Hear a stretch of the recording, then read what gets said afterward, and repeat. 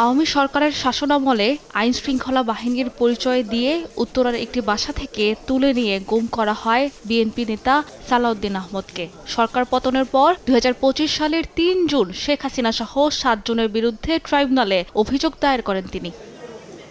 এই মামলায় বৃহস্পতিবার সাবেক র্যাব কর্মকর্তা জিয়াউল আহসানকে গ্রেফতার দেখিয়ে কারাগারে পাঠানোর নির্দেশ দেন ট্রাইব্যুনাল। একই সঙ্গে আগামী ২৭ অক্টোবরের মধ্যে মামলার তদন্ত প্রতিবেদন দাখিলের নির্দেশ দেওয়া হয়।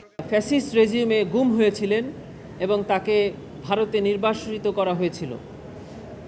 এই ঘটনা আমরা আন্তর্জাতিক অপরাধ ট্রাইব্যুনাল আইনের অধীনে একটি মানবতাবিরোধী অপরাধ হিসাবে গণ্য করেছি এবং সেই মর্মে আমরা তদন্ত করছি। তদন্তে প্রাথমিকভাবে এই মামলার অন্যতম আসামি জনাব জিয়াউল আহসানের বিরুদ্ধে প্রাথমিক সম্পৃক্ততা পাওয়া যাওয়ায় তাকে আজকে এই ট্রাইব্যুনালে হাজির করা হয়েছিল।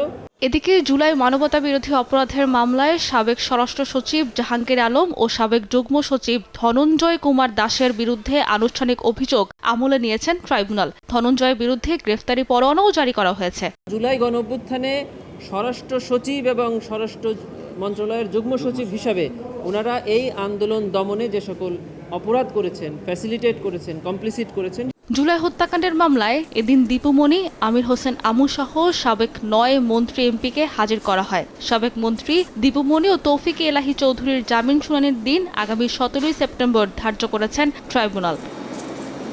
সাবরিনা মজুমদার, সময় সংবাদ, ঢাকা।